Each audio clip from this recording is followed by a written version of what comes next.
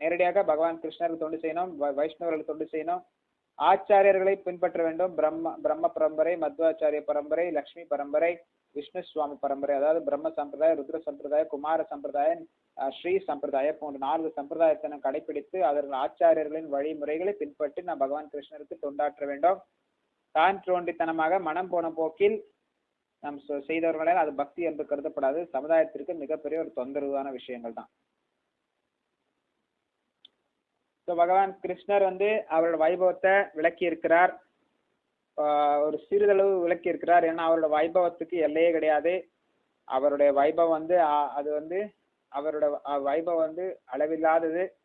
ஒரு சிறு குறிப்பு மட்டுமே இங்க குறிப்பிருக்கிறார் பகவான் கிருஷ்ணர். மற்றும் அவரோட வைபவம் இப்பொழுது குறிப்பிட்டு இருக்கிற வைபவங்கள் எல்லாம் அவரோட சிறு அம்சம் தான். அவர் சிறு பொறியிலிருந்து வருது.